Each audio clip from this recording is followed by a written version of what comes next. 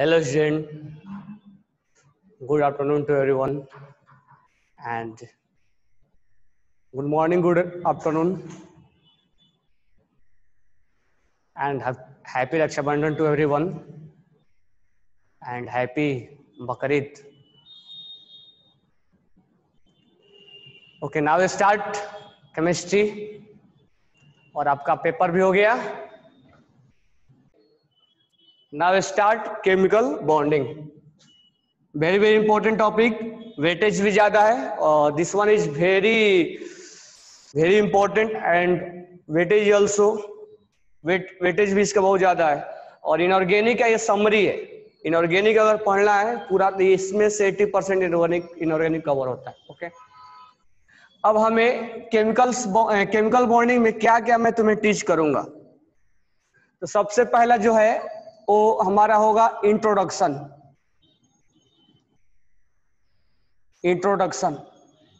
के बाद ionic bond के बाद इसमें इसका characteristics condition to form ionic bond. Write down कर लेना आयनिक बॉन्ड, और नोट्स अच्छे बनाना है. इसमें एक नोटबुक लगेंगे आपको. उसके बाद कैरेक्टरिस्टिक्स, उसके बाद इसका properties of ionic bond. Okay, properties of ionic bond.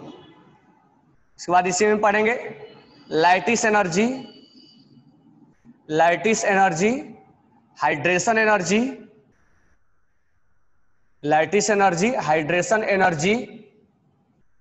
Thermal stability,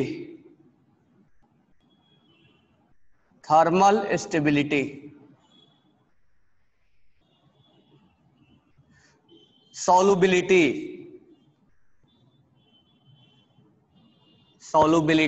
आयनिक का ही. ठीक है. नेक्स्ट हम पढ़ेंगे कोवैलेंट बॉन्ड में हम पहले पढ़ेंगे लुईस स्ट्रक्चर. इसमें एक और है फजान्स रूल. नीचे नहीं दिख रहा है.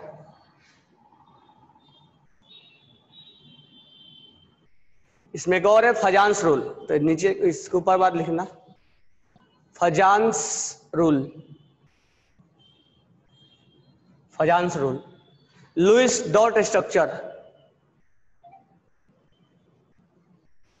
लुईस डॉट के बाद हम पढ़ेंगे वैलेंस बॉन्ड थ्योरी, जिसको हम बोलते हैं VBT के बाद हम इसमें पढ़ेंगे ओवरलैपिंग के बाद इसमें पढ़ेंगे, और इसमें पढ़ेंगे हम pi bond and sigma bond. Sigma इसको बोलते हैं सिग्मा बॉन्ड. तो पाई बॉन्ड और सिग्मा बॉन्ड का हमें यहां पर VBT में नॉलेज लेंगे. इसके बाद नया रूल चला आता है हाइब्रिडाइजेशन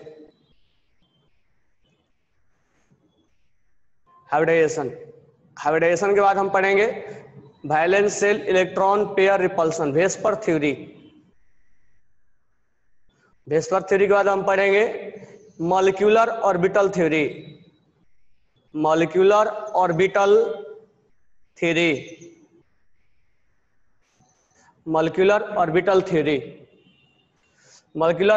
के बाद हम पढ़ेंगे, इसके बीच में हम पढ़ लेंगे कोऑर्डिनेट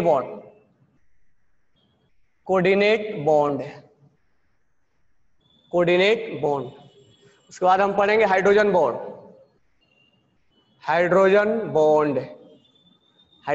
के बाद हम पढ़ेंगे back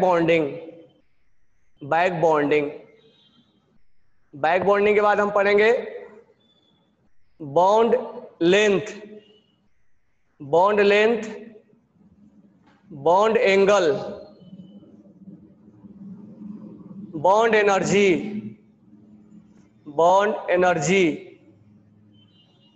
bond order, polar non polar, ठीक है, पोलर, नॉन पोलर।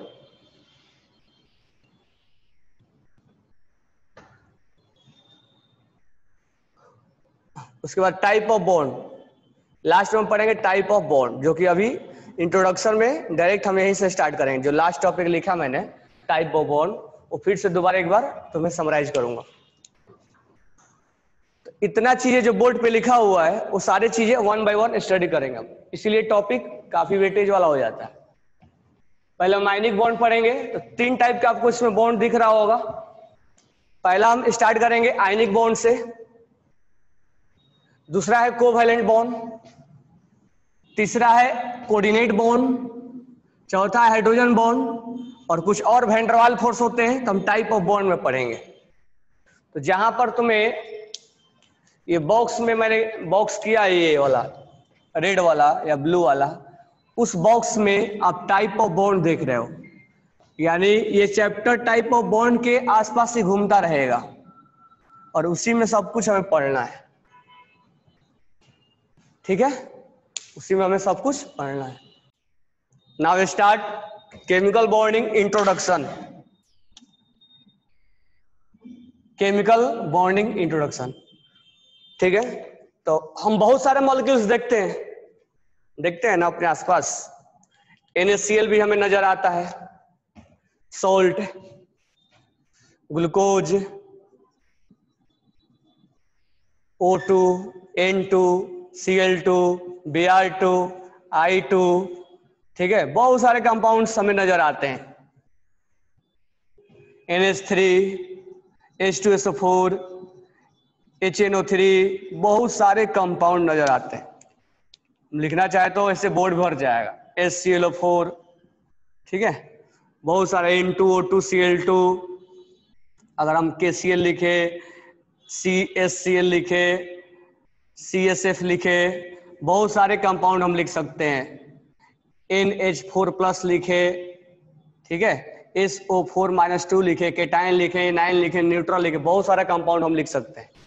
अब ये जो कंपाउंड जो बना हुआ है, ये जितने भी कंपाउंड बने हुए हैं, तो ये HNO3 में क्या है, चाहे ये ले लो O2 या NaCl ले लो, तो NaCl में अगर ले तो ये Na का जो एटम है वो Cl के साथ क्या है, चिपका हुआ है। ये दोनों के बीच में एक बॉन्ड बना हुआ है, दोनों एक दूसरे से अटैच्ड है, यानी कि दोनों के अंदर एक बॉन्ड ऐसा फोर्स काम कर रहा होगा जो दोनों को क्या करके रखा होगा, बाइंड करके रखा होगा, दोनों को जोड़ के रखता होगा, यानी ग्लू का काम करता होगा। ये दोनों को जोड़ने का काम कर रहा होगा, तो दोनों को एक ही बॉन्ड में हमने बांध दिया है, तो अपने आप बंधे हुए हैं, तो उनके बीच में कहीं ना कहीं एक अट्रैक्शन हुआ होगा, तभी ये बंधे हुए। उसी अट्रैक्शन में हम बात करते हैं बॉन्डिंग का। O2 में अगर हम बात करें ऑक्सीजन, तो एक ऑक्सीजन दूसरे ऑक्सीजन से चिपका हुआ है, एक ऑक्सीजन दूसरे ऑक्सीजन से चिपका हुआ है, यानी दोनों के बीच में कुछ ना कुछ बॉन्ड बना हुआ है। ये बात करें HNO3, तो एक हाइड्रोजन, एक नाइट्रोजन, एक ऑक्सीजन, 3 ऑक्सीजन कहीं ना कहीं से चिपके हुए हैं और एक मिलके HNO3 तैयार कर रहे हैं। तो ये जो एक दूसरे में टच किया हुआ बाउंडेड है, ये कहीं ना कहीं जो इनके अंदर दोस्ती है वो कहीं ना कहीं एक बॉन्ड को रिप्रेजेंट कर रहा है, फोर्स ऑफ अट्रैक्शन को रिप्रेजेंट कर रहा है। हम उसी के साथ बाउंड दोस्ती हमारी होती है, जिसमें हमारा उसका कैरेक्टर एक जैसा मतलब होता है, या फोर्स ऑफ अट्रैक्शन उनमें होता है। अगर रिपल्सन होगा तो फिर फ्रेंडशिप भी नहीं होगा। तो कहीं ना कहीं हम बॉन्ड, जो हमारा टॉपिक है बॉन्डिंग, तो बॉन्डिंग इस बात का प्रूफ देता है कि दो एटम्स के बीच में फोर्स ऑफ अट्रैक्शन के बारे में बात करेगा, यानी बॉन्डिंग, बॉन्ड बाइंड कर रहा है, दो एटम के बीच को बाइंड कर रहा है और बाइंड करके मॉलिक्यूल्स बना रहा है। तो दो एटम्स को बाइंडिंग करने में, दो एटम्स के बीच में बाइंडिंग करने में कोई फोर्स लग रहा होगा, ठीक है। अब हम आगे बात करेंगे अगर कि O2 और O2 में कौन सा फोर्स लग रहा होगा। तो देखो, अब ये मॉलिक्यूल्स के बीच में बातें कर रहे हैं हम, दो मॉलिक्यूल्स के बीच में कौन सा फोर्स लगेगा। तुम बोलते हो ना कि सॉलिड में बहुत ज्यादा अट्रैक्शन होता है। सॉलिड में NaCl ऐसे होगा, NaCl एक दूसरा NaCl ऐसे होगा। अब इनमें अगर हम बात करेंगे इन दोनों में कौन सा फोर्स ऑफ अट्रैक्शन है, तो वो अलग टाइप में जाएगा, जो लास्ट में टाइप ऑफ बॉन्ड लिखा था उसमें जाएगा। हम यहां बात करेंगे दो एटम्स के बीच में, Na+ और Cl- के बीच में, ऑक्सीजन ऑक्सीजन के बीच में, हाइड्रोजन नाइट्रोजन ऑक्सीजन ऑक्सीजन के बीच में। हम दो मॉलिक्यूल्स के बीच में बात नहीं करेंगे, वो करेंगे लास्ट में करेंगे। तो कहीं ना कहीं हम दो एटम्स के बीच में जो अगर टच किया है, मान लो ये दो एटम है, ये मार्कर दो एटम है, ये दोनों आगे एक दूसरे से टच कर लिए, यानी कि दोनों के बीच में फोर्स ऑफ अट्रैक्शन। अब ऐसे अगर मैं इसको पास में रखूं तो ये चिपकेगा नहीं, चिपकेगा क्या, नहीं चिपकेगा। लेकिन मैं इसके बीच में बॉन्ड फिक्स लगा दूं या फेविकॉल लगा दूं फिर चिपकाऊं, चिपकेगा। इसका मतलब जो फेविक्विक है इसमें जो हमने लगाया है वो एक दोनों के बीच में बाइंड करने का काम कर रहा है, उसमें दोनों के बीच में अट्रैक्ट करने का काम कर रहा है। तो जो बॉन्ड है वही अट्रैक्ट करने का काम करता है दोनों को, यानी वो एक टाइप का जो बॉन्ड, हमेशा जब नाम लिया जाए तो फोर्स ऑफ अट्रैक्शन के बारे में बात कर रहे हैं हम। अगर बॉन्ड नाम ले रहे हैं तो हम फोर्स ऑफ अट्रैक्शन के बारे में बात करेंगे, दोनों के बीच में अट्रैक्शन कितना है या किस टाइप का अट्रैक्शन है। जब जब तुम्हें बॉन्ड का नाम लिया जाए सोचो कि दो एटम्स को बीच में बाइंड कैसे किया गया है, किस फोर्स ऑफ अट्रैक्शन से बाइंड किया गया है। तो इसी के बारे में पूरा चैप्टर इधर से उधर चलता रहेगा। तो कुल मिला के जितने भी कंपाउंड है, बराबर है क्या, जितने भी कंपाउंड है, चाहे ऑर्गेनिक हो चाहे इनऑर्गेनिक हो, जितने भी कंपाउंड है अगर उनको बनाया गया है तो बनाने में उनमें तीन, उसमें जो फोर्स ऑफ अट्रैक्शन लगेगा वो तीन टाइप में डिवाइड किया गया है। जब फोर्स ऑफ अट्रैक्शन, या अगर मान लो दोनों के बीच में अट्रैक्शन, ये हमने दोनों को फेविक्विक से चिपका दिया, अब इसको तोड़ना है तो तोड़ने में हमें एनर्जी लगाना पड़ेगा, तो उसको बोलेंगे बॉन्ड डिसोसिएशन एनर्जी। अगर इफ बॉन्ड एनर्जी मतलब तोड़ने में लगा हुआ एनर्जी, बॉन्ड एनर्जी, यानी बॉन्ड एनर्जी के बेसिस पे, बॉन्ड एनर्जी में शॉर्ट में लिख रहा हूं, bond energy is greater than 42 kilo joule per mole, 42 kilo joule per मोल। अगर इससे ज्यादा है तोड़ने में लगा हुआ तो उसमें जो बॉन्ड हो सकता है वो आयनिक बॉन्ड हो सकता है, उसमें जो हो सकता है वो कोवैलेंट बॉन्ड हो सकता है, उसमें जो हो सकता है मेटालिक बॉन्ड हो सकता है, मेटालिक बॉन्ड हो सकता है, उसमें जो हो सकता है वो कोऑर्डिनेट बॉन्ड हो सकता है। अगर उनका energy, bond energy 8 kilo joule से ज्यादा और 42 किलो जूल से कम होगा तो उसमें जो बीच में बॉन्ड होगा उसको हम हाइड्रोजन बॉन्ड बोलेंगे, हाइड्रोजन बॉन्ड बोलेंगे। अगर energy, bond energy less than 8 kilo joule per mole है तो उसमें हम बोलेंगे वैन डर वाल फोर्स, वैन डर वाल force.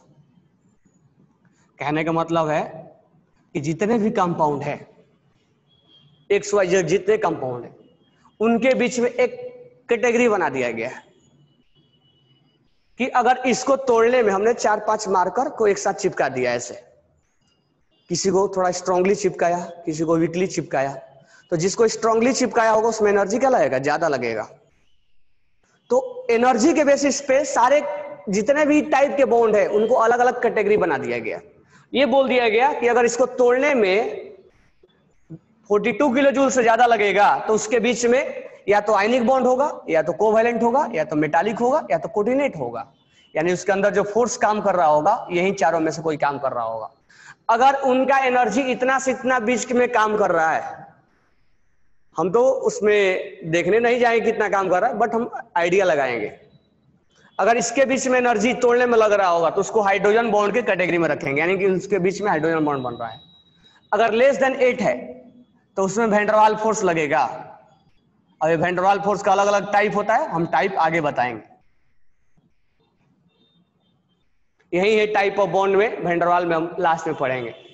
Dipole dipole attraction, dipole induced dipole attraction, ठीक है, आयंस डाइपोल अट्रैक्शन, या लिख दे रहा हूं dipole dipole dipole attraction,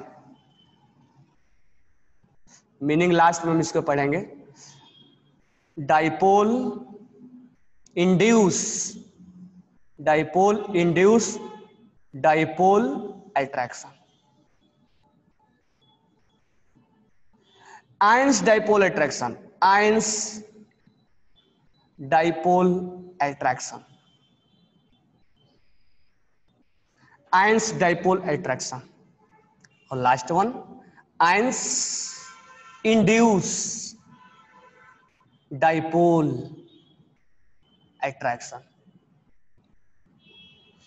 last में हम ये पढ़ेंगे, थोड़ा सा इसको अभी इंट्रोडक्शन दे देंगे हम। 1 2 3 4 अगर ऐसा बॉन्ड है तो वीक के कैटेगरी में आता है, यानी ये स्ट्रॉन्ग के कैटेगरी में आएगा। ये बॉन्ड जो है स्ट्रॉन्ग के कैटेगरी में आएगा चारों, और ये मॉडरेट होगा और ये वीक होगा। अब थोड़ा सा हम बाद में अभी आइडिया लगाएंगे कि इसमें कौन सा बॉन्ड होता है, यही सब तो आइडिया लगाना है। Vaishnavi Pawar, bond energy and ionisation energy same नहीं। बॉन्ड एनर्जी क्या होता है? बॉन्ड को तोड़ने में लगा हुआ एनर्जी। और आयनेशन एनर्जी का मतलब क्या होता है? इलेक्ट्रॉन्स को, आयनेशन एंथैल्पी का मतलब इलेक्ट्रॉन्स को बाहर लेके जाना है।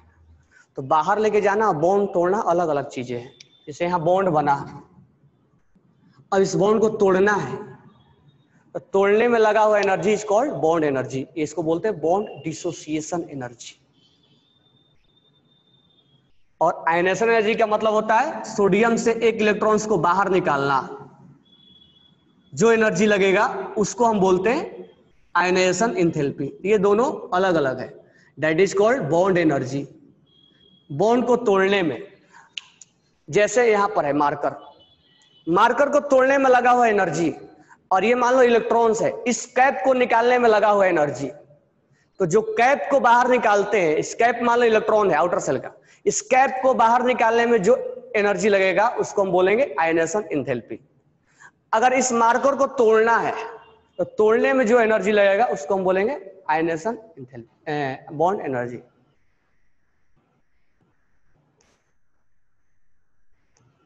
आयनेशन एनर्जी फॉर एटम और बॉन्ड एनर्जी फॉर मॉलिक्यूल्स। हाँ, दो एटम्स के बीच में बात करेंगे, ठीक है। तो बॉन्ड एनर्जी के बेसिस पे जितने भी बॉन्ड है, जितने भी फोर्स लग रहे होंगे, जितने भी मॉलिक्यूल्स ले लो, XYZ कितना भी मॉलिक्यूल्स ले लो, उनमें इसी टाइप का फोर्स लग रहा होगा। वही सब हमें पहचान करना है, किसमें आयनिक लगेगा, किसमें कोवैलेंट लगेगा, किसमें मेटालिक लगेगा, किसमें कोऑर्डिनेट लगेगा, किसमें हाइड्रोजन लगेगा, किसमें ये सब बॉन्ड फोर्स लगेंगे। यही सब तो हमें पता करना है सब में। और लगेगा तो उसका प्रॉपर्टीज क्या होगा, वो क्या कैसे दिखाएगा, वो किस टाइप से बनेगा, ये बॉन्ड कैसे बनेगा, तो हम कैसे पहचानेंगे। यानी पूरा टॉपिक इसी के राउंड, इतना ही बॉन्ड के राउंड घूमता रह जाएगा। Bond length is inversely proportional to bond energy. हाँ, लास्ट में पढ़ेंगे हम। जितना ज्यादा, अगर ये मान लो ये हमने बोला कि मार्कर, इसको कैप को तोड़ो, तो कैप को तोड़ना आसान नहीं है। जितना ये छोटा होगा उतना ही एनर्जी ज्यादा लगेगा। तो ये लास्ट में हम पढ़ेंगे, ठीक है। ये हो गया। तो एनर्जी के बेसिस पे दो एटम्स के बीच में लगने वाला फोर्स को हमने डिवाइड किया, ठीक है। तो हमें सारे चीजें, हमारा समरी यही होगा कि हम एक आयनिक बॉन्ड कैसे बनता है, एक कोवैलेंट बॉन्ड कैसे बनता है, मेटालिक बॉन्ड कैसे बनता है, कोऑर्डिनेट बॉन्ड कैसे बनता है, हाइड्रोजन बॉन्ड कैसे बनता है, वैन-डर-वाल फोर्स, वैन-डर-वाल जो हम बार बार नाम ले रहे थे, वैन-डर-वाल वो कैसे बनता है। ये सब चीजें साथ में हम यहां पर ये भी देखने वाले हैं कि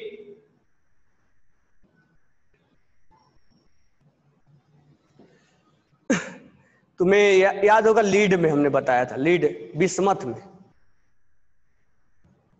बिस्मथ में हमने बोला था बैंगन आलू गाजर इन थैलियम में, लीड में और बिस्मथ में बोला था कि ये +3 में, ये +2 में, ये +1 में स्टेबल होते हैं ना।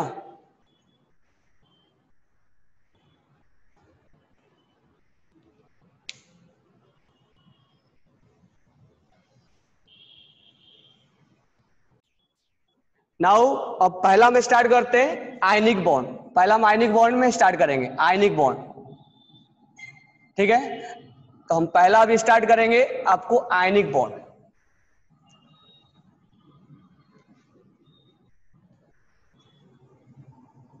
चलो मेन जो हमारा होता है वो होता है आयनिक बॉन्ड होता है और कोवैलेंट होता है, बाकी भी मेन होते हैं, लेकिन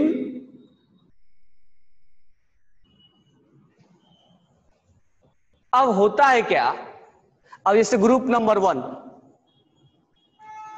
one lithium, sodium, potassium, rubidium, caesium, ये अपना इलेक्ट्रॉन्स लूज करना चाहते हैं।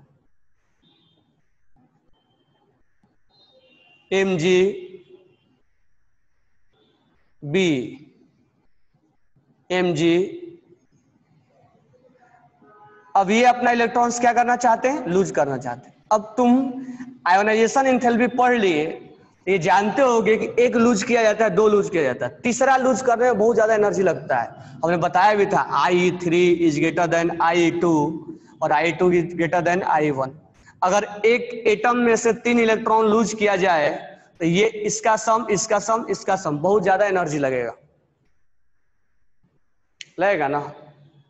अब यहां पर ध्यान देना, पहले इसको समझा लेता हूं तब उसको समझाता हूं। अब इसमें क्या होता है, कुछ ऐसे एलिमेंट्स है जो अपना इलेक्ट्रॉन्स लूज करते हैं और कुछ ऐसे हैं जो इलेक्ट्रॉन्स गेन करना चाहते हैं और गेन करके अपना ऑक्टेट कंप्लीट करना चाहते हैं। तो जब ये इनके साथ मिलता है, जब ये इनके साथ मिलते हैं, यानी कुछ एटम जो है अपना इलेक्ट्रॉन्स लूज करते हैं और कुछ एटम अपना इलेक्ट्रॉन्स गेन करते हैं,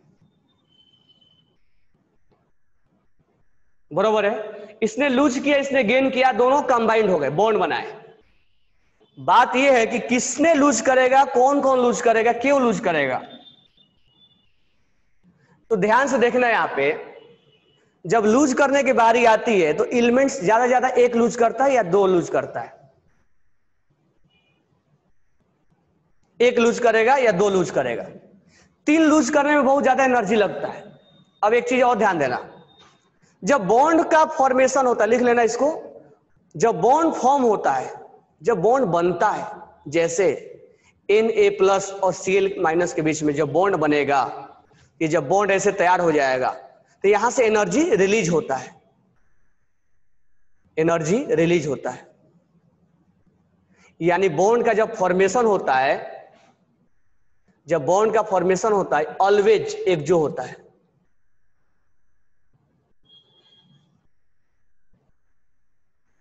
ऑलवेज एक जो। जब बॉन्ड ब्रेक होता है, किसी को तोड़ना है बॉन्ड को, जब बॉन्ड ब्रेक होता है, जब बॉन्ड ब्रेक होता है तो एंडो हो जाता है, एंडो हो जाता है। अब यहां पर ध्यान दो, कुछ एटम जो है अपना इलेक्ट्रॉन्स लूज करते हैं। चलो एक पहले एग्जांपल्स पे लेके बताता हूं। कुछ एटम जो है वो अपना इलेक्ट्रॉन लूज करते हैं और कुछ गेन करते हैं।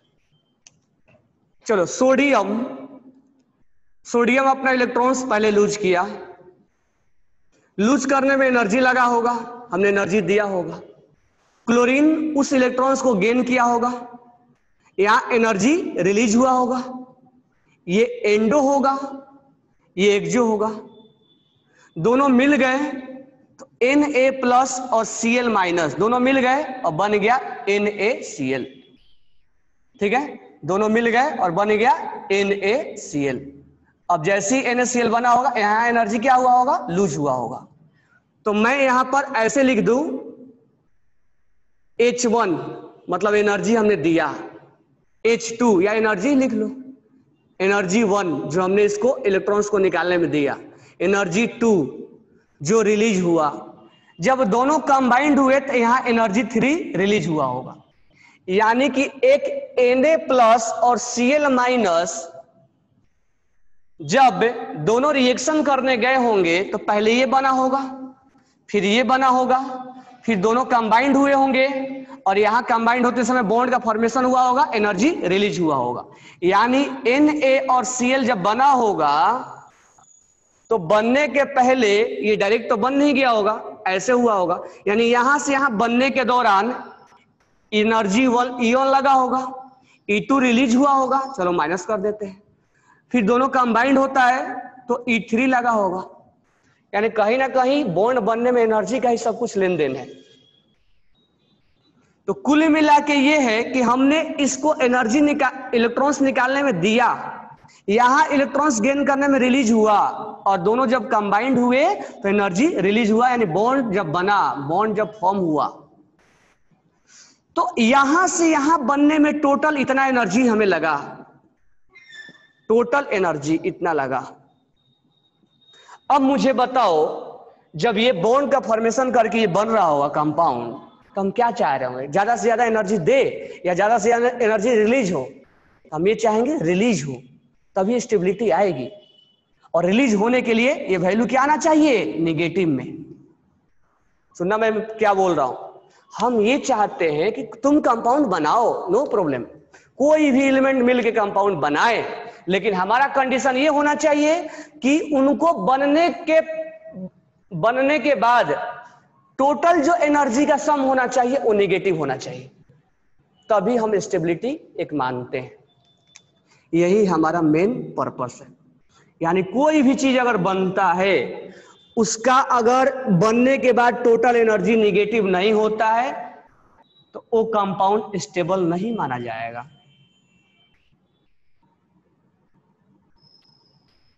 ये चीज समझ में आया? तो यहां पे पहले समरी लिख लो, एक दो पॉइंट ये लिख लिए। बॉन्ड टूटता है, बॉन्ड फॉर्मेशन होता है एक जो होता है, बॉन्ड ब्रेक होता है तो एंडो होता है। अब नेक्स्ट पॉइंट, कोई भी चीज बने, एक्स वाई जेड एनी चीज विल फॉर्म, उसमें हमारा एनर्जी क्या होना चाहिए? रिलीज। कभी देने के बारे में नहीं सोचेंगे, हाँ देते हैं, लेकिन ऐसा सोचेंगे कि 10 जूल दे तो 20 जूल क्या हो जाए? रिलीज हो जाए, तभी हमारा स्टेबिलिटी बना रहेगा। तो कोई चीज बनने में टोटल एनर्जी क्या आना चाहिए? निगेटिव। तो लिख लेना total energy when compound will form then it should be total energy in negative, या एक्सोथर्मिक होना चाहिए। अब हम ये सब बातें क्यों कर रहे हैं? एनर्जी कम होना चाहिए। अब बातें इसलिए हम कर रहे हैं कि हमें कैसे सर मालूम चलेगा कहां शेयरिंग होता है कहां? अब तुमसे बोल दिया जाए कि कार्बन शेयरिंग करेगा, लूज करेगा 4 इलेक्ट्रॉन, तो तुम बोलोगे सर कार्बन को पहले कार्बन से कार्बन प्लस बनना होगा, 2 बनना होगा, 3 बनना होगा, फिर 4 बनना होगा, और तब जाके ये 4 इलेक्ट्रॉन लूज किया होगा।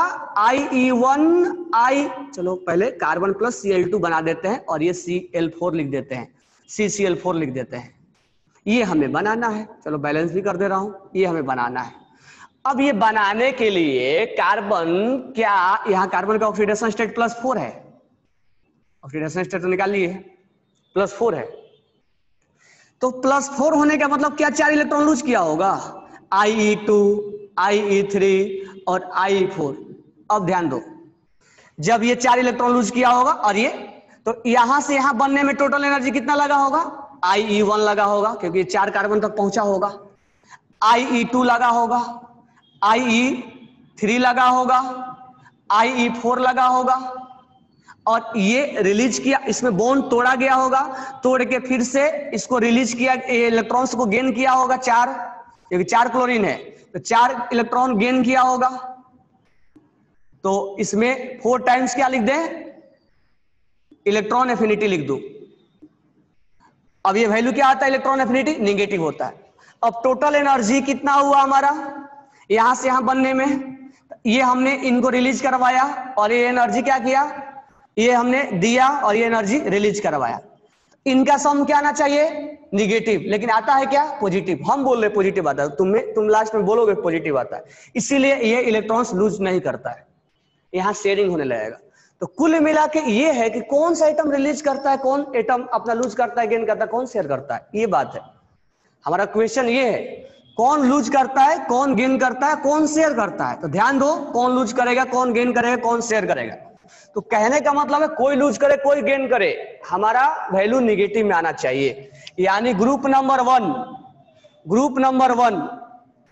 और ग्रुप नंबर 2, जैसे lithium, sodium, potassium, rubidium, caesium, beryllium, हालांकि बेरिलियम कोवैलेंट बॉन्ड बनाता है, बेटा मांगे, कैल्शियम, स्ट्रोंशियम, बेरियम, ये जो होते हैं वो लूज करते हैं। क्यों? क्योंकि लूज करने में इनका एनर्जी ज्यादा नहीं लगता है, और जब बॉन्ड बनता है तो ज्यादा रिलीज हो जाता है। तो हम देते कम है और एनर्जी रिलीज ज्यादा हो जाता है। ऐसा नहीं हो कि हम ज्यादा दे और रिलीज कम हो, ये वाला काम नहीं करेंगे, घाटे की सौदा नहीं करते। घाटे की सौदा नहीं करना है कि हम दे रहे हैं 100 और रिलीज हो रहा है 10, तो वो कंपाउंड स्टेबल माना जाएगा, नहीं, कभी नहीं। हम ये काम करेंगे कि देंगे 10 और निकाल के लाएंगे 100, ये वाला काम हमें करना है। तो इनमें रिलीज करने में कोई ज्यादा एनर्जी नहीं लगता, इसलिए मैक्सिमम 1 और 2 रिलीज करते हैं और इस कंपाउंड को गेन कर लेते। लेकिन बात रहा कार्बन का, बात रहा सिलिकॉन का, बात रहा बोरॉन का, बात रहा फास्फोरस का, बात रहा सल्फर का, बात रहा क्लोरीन का। ऐसा नहीं क्लोरीन हमेशा गेन ही करेगा, बरोबर है क्या? बात रहा ब्रोमीन का, बात रहा आयोडीन का। अब ये नहीं कि मैं परमानेंट लिखवा दिया ये तो हमेशा ये शेयर ही करेंगे, लेकिन मैक्सिमम केस में अब ये आयनिक भी बनाता है। तो कुछ कंपाउंड दोनों कैटेगरी में आ जाते हैं कि शेयर भी करने लगते हैं और लॉस और गेन भी। जब सामने वाला लॉस गेन करेगा तभी नहीं करेगा। तो ये क्लोरीन जो है इस केस में भी आ जाता है, जैसे फ्लोरीन, क्लोरीन, ये गेन करना चाहते हैं। तो कुछ ऐसे एलिमेंट्स है जो दोनों कैटेगरी में आ जाते हैं, ठीक है? कार्बन, बोरॉन, सिलिकॉन, ऑक्सीजन, ठीक है, ब्रोमीन, आयोडीन, सल्फर, ये सब जितने भी है वो शेयरिंग में आते हैं। और जब इसके इलेक्ट्रॉन क्या आते हैं? शेयरिंग में।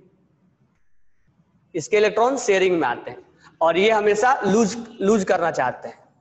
तो ये चीज समझ में आया कि ये लूज क्यों नहीं कर रहे हैं। हमारा क्वेश्चन है कि ये लूज क्यों नहीं कर रहे हैं। कार्बन से C+4 बनना है तो लूज क्यों नहीं? क्योंकि घाटे के सौदे हैं।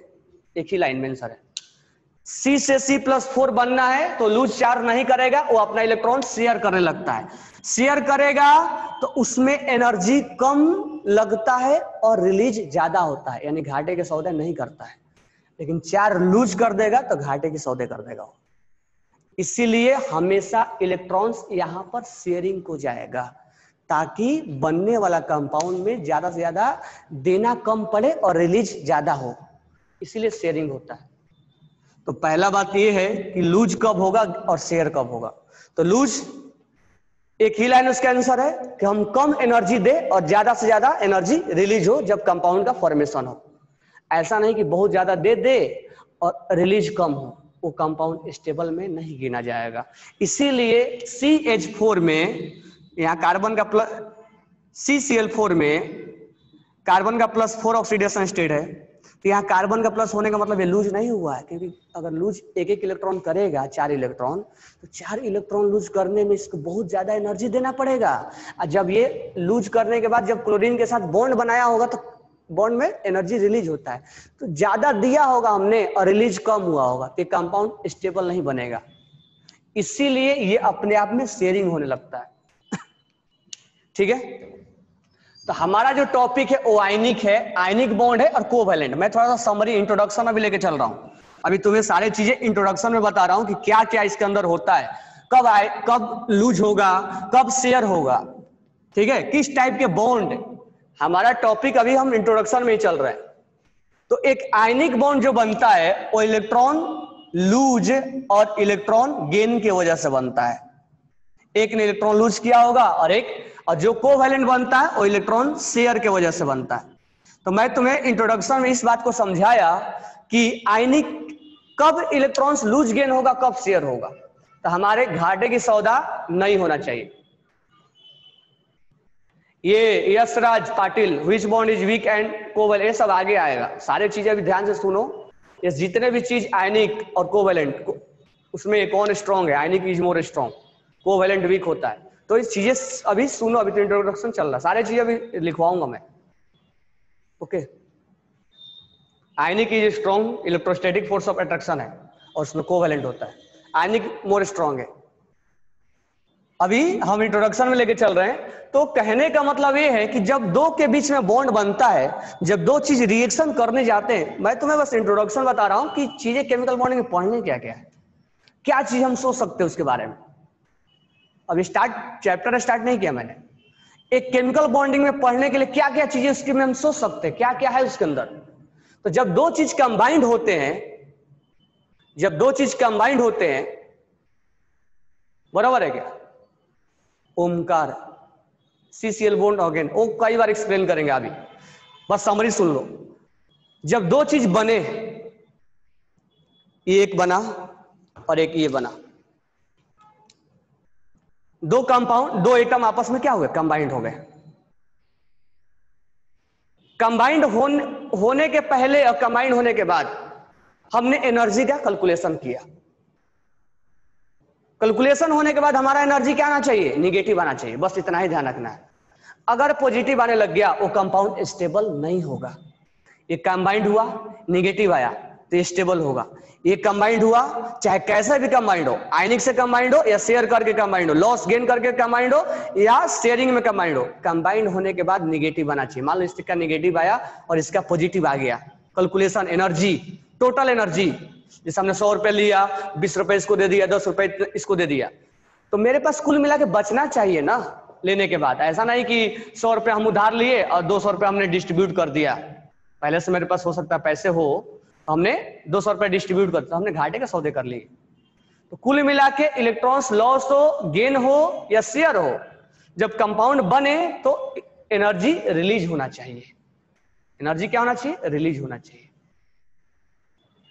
बरोबर है क्या? एनर्जी अगर गेन कर रहा है तो कंपाउंड स्टेबल नहीं होगा।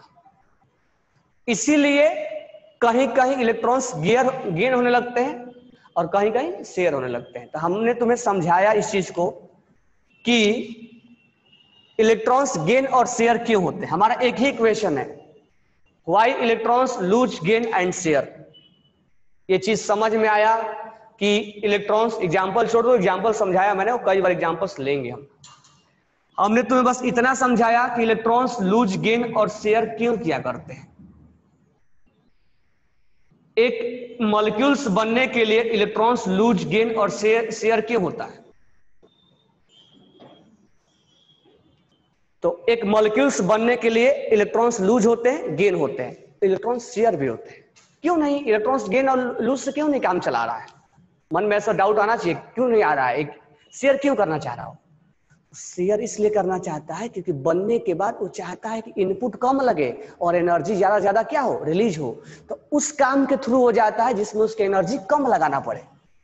यानी हम भी चाहते हैं कि हमारे पढ़ने में कम एनर्जी लगे, कोई भी चीज चाहता है कि हमें एनर्जी कम लगे और हम ज्यादा से ज्यादा स्टेबल रहे। तो ये कंपाउंड अगर वो बनाता है तो वो लूज और गेन वही करेगा। यानी उस कंपाउंड को बनाने में अगर लूज और गेन करने से total energy, final energy delta H अगर निगेटिव आता है तो इस काम के थ्रू जाएगा।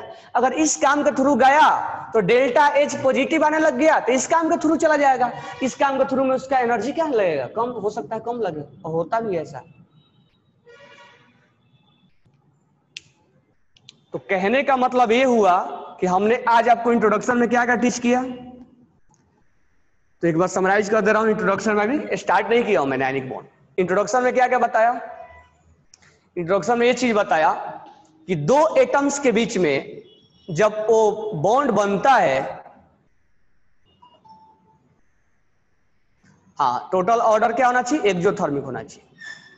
दो एटम्स के बीच में जब बॉन्ड बनता है तो जो बॉन्ड बनेगा वो एक ग्लू का काम करेगा, फेविक्विक का काम करेगा। उसको बोलते हैं फोर्स ऑफ अट्रैक्शन। यानी बॉन्ड इज नथिंग बट क्या है, फोर्स ऑफ अट्रैक्शन। दो के बीच में फोर्स ऑफ अट्रैक्शन है और उसी फोर्स ऑफ अट्रैक्शन को हम बॉन्ड के नाम से जानते हैं। तो ये फोर्स ऑफ अट्रैक्शन आयनिक भी हो सकता है, कोवैलेंट भी हो सकता है, मेटालिक भी हो सकता है, कोऑर्डिनेट भी हो सकता है, हाइड्रोजन बॉन्ड भी हो सकता है, वैन डर वाल भी हो सकता है। बहुत टाइप के फोर्स होते हैं। बराबर है क्या? बहुत टाइप के फोर्स हो जाते हैं।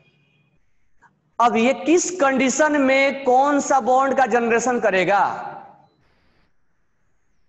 लेकिन अगर वो कंपाउंड बनाता है तो उसको एक चीज हमें बस ध्यान में रखना है कि हमें घाटे के सौदे नहीं करना है, हमें एनर्जी रिलीज ही होना चाहिए। चाहे वो इलेक्ट्रॉन लूज गेन करके करे, चाहे इलेक्ट्रॉन शेयर करके करे हो, हमें कुल मिला के वो एनर्जी क्या होना चाहिए, रिलीज होना चाहिए बॉन्ड बनने में। यानी वो कंपाउंड का अगर फॉर्मेशन होता है तो एनर्जी ऑलवेज रिलीज ही होना चाहिए, तभी हम उस कंपाउंड को स्टेबल मानेंगे, चाहे भाया इसके जाए चाहे भाया इसके जाए।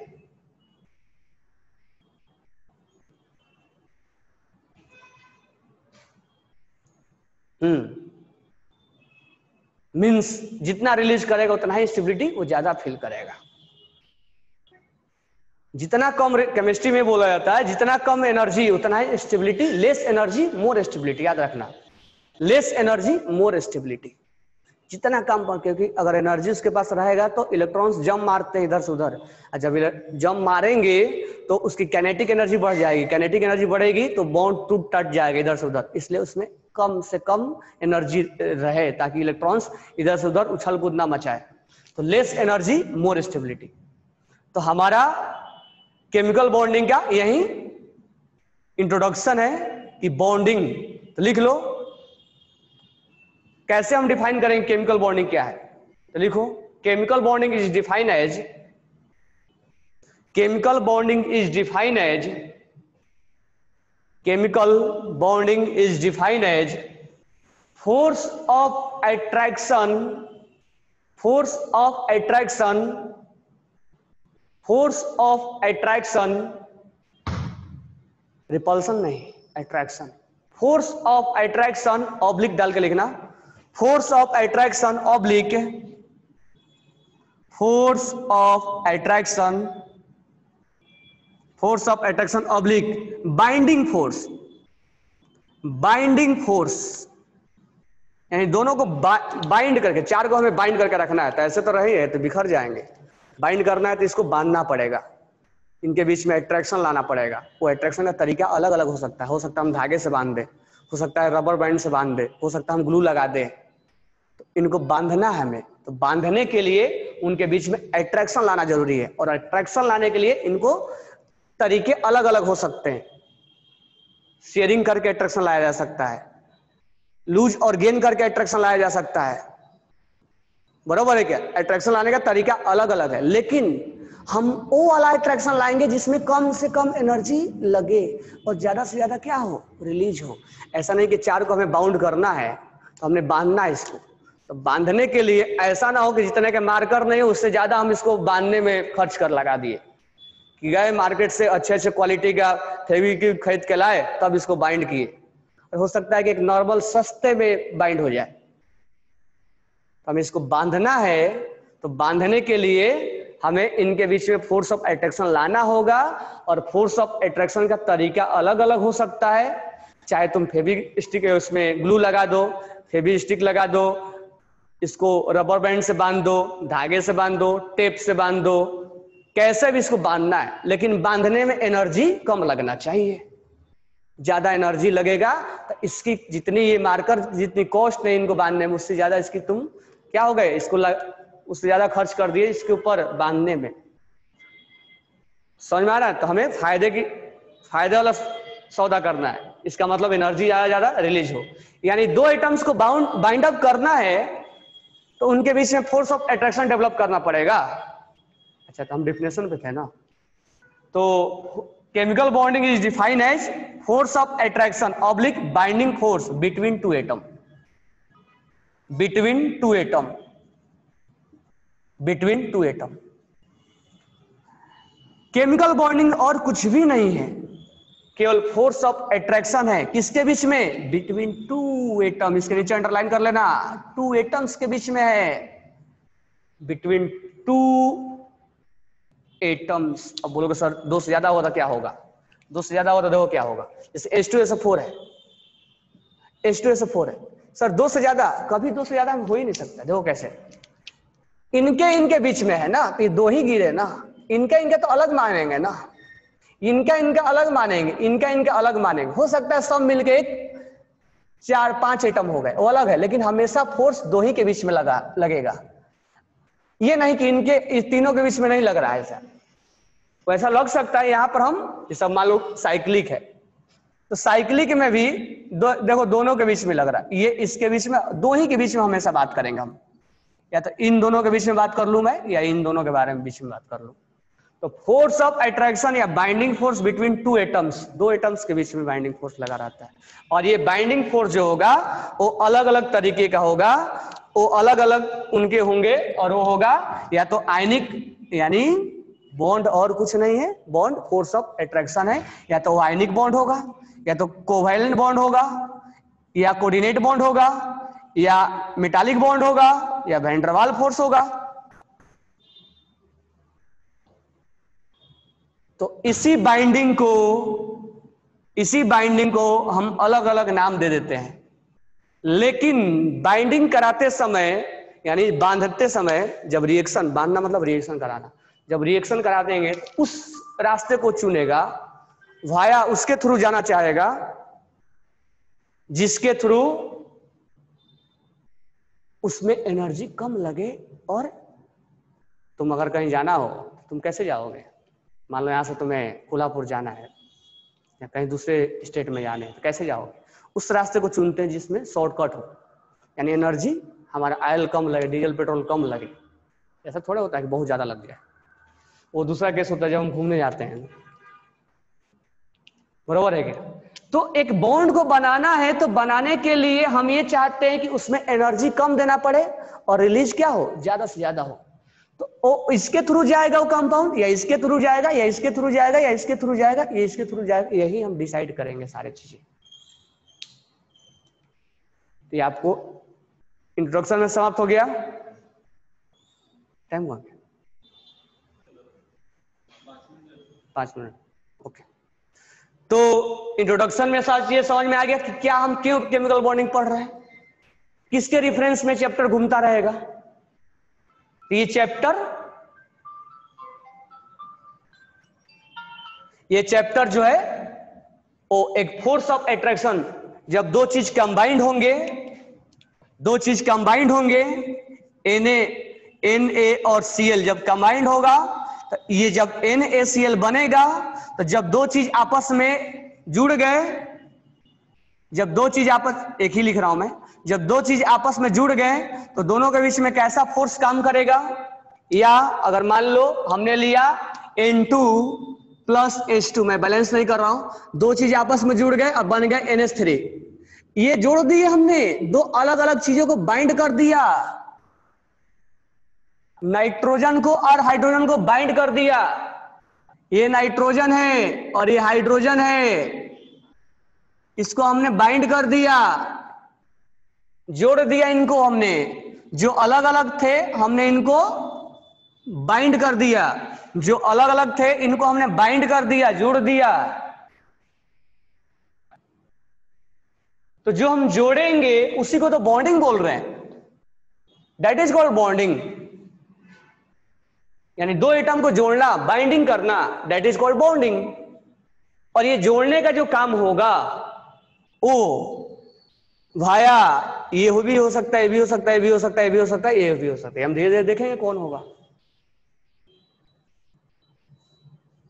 लेकिन जोड़ने के टाइम जब ये जुड़ रहे होंगे तो एनर्जी रिलीज होगा, घाटे के सौदे नहीं करना है, यानी जोड़ना इज कॉल्ड बॉन्डिंग। और उसी को फोर्स ऑफ अट्रैक्शन बोलते हैं। जब इसके बीच में अट्रैक्शन नहीं होता, दोस्ती नहीं होती, तो ये जुड़ता क्यों इसके साथ? ये टूट के चला जाता, बिखर जाता है। लेकिन इसके साथ जुड़ा हुआ है अमोनिया, अमोनिया इसके साथ जुड़ा हुआ है, मतलब दोनों के बीच में बॉन्ड है, फोर्स है। और उस फोर्स को हम इस टाइप से नाम देते हैं, ionic, covalent, coordinate, metallic, van der Waals. यही तो हमें डिसाइड करना है कि दोनों के बीच में फोर्स कौन सा लगेगा। लेकिन अगर कब आयनिक होगा, कब कोवैलेंट होगा, कब कोऑर्डिनेट होगा, लेकिन कुछ भी करे ज्यादा से ज्यादा एनर्जी, अब भाया इसके जाए या भाया इसके जाए, दोनों में एनर्जी कम होगा, वही रास्ता वो चुनेगा। तो कल से हम स्टार्ट करेंगे आपको आयनिक बॉन्डिंग। तो कल की क्लास में हमारा स्टार्ट हो जाएगा। आज इंट्रोडक्शन में इतना हो गया कि केमिकल बॉन्डिंग क्या होता है, उनके बीच में कैसा फोर्स लगता है। ठीक है, थोड़ा सा ये भी बता दिया कि हमें घाटे के सौदे नहीं करने हैं, हमें एनर्जी मोस्टली रिलीज होना चाहिए, यानी कब इलेक्ट्रॉन्स लूज होगा, कब शेयर होगा, क्योंकि मोस्टली यही दोनों होता है। तो हम ऐसा नहीं बोल सकते सर इसमें लूज कर दो। अब तुम बोलोगे जैसे AlCl3 है, AlCl3 है, अब यहाँ अल्युमिनियम 3 इलेक्ट्रॉन तुम्हें दिख रहा होगा कि यहाँ 3 इलेक्ट्रॉन लूज करेगा, लेकिन मैं बोलूंगा यहाँ लूज नहीं है, 3 इलेक्ट्रॉन शेयरिंग में है। क्योंकि अगर 3 लूज करके वो जाएगा बनाने के कंपाउंड तो उसमें एनर्जी ज्यादा लग जाएगा, शेयरिंग करके बनाएगा तो एनर्जी कम, ज्यादा से ज्यादा रिलीज होगा, इसलिए यहाँ शेयरिंग होता है। तो तुम्हें देखने में लग रहा हो कि AlCl3 आयनिक है, लेकिन हमें देखने में लग रहा है ये कोवैलेंट है। यही चीजें हमें सब सीखना है। तो कल हम स्टार्ट करेंगे ionic bond. Do you understand?